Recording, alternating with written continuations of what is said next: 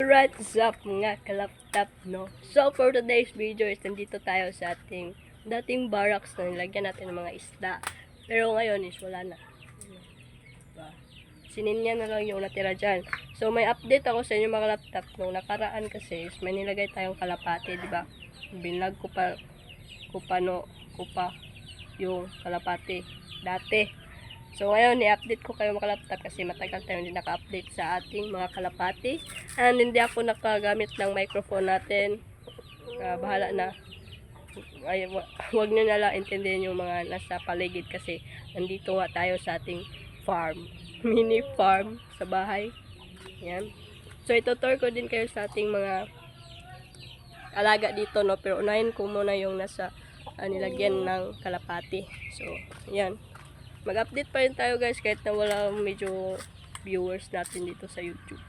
So, ayan, update ko kayo dito sa ating kalapati. So, wala talaga kalapati dito. May pako lang siya pero hindi siya lumilipad. So, ito yung kalapati natin. Bahay ng kalapati. Dati. So, ngayon is yung nakalagay na dito is yung manok na ni Papa. Yan o. Diba? Mga manok niya na mga matataas yung yung paa.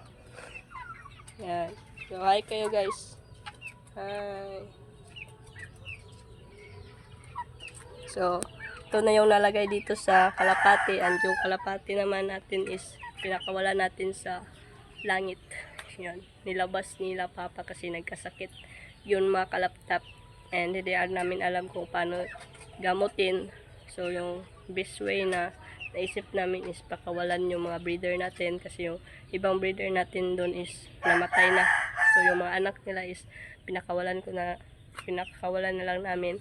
And swerte na lang tayo mga kalaptop kung babalik pa sila, no? Pero, as of now is wala talaga. Walang bumalik. So, yan. Yung nakalagay dito is yung ano na lang. Yung manok ni Papa na mga anak. So, maganda din to kasi malaki yung space. And, ganyan nga sila. So, itour ko kayo makalaptop sa mga manok ni Papa na breeder. Yan. Tutur ko lang kayo no, para masaksihan din nyo. Diba? So, dito tayo sa breeder ni Papa. Ito yung father ng anak. Father ng anak. Ano yun? Ito yung papa ng mga anak na nakita nyo dun sa kalapati natin.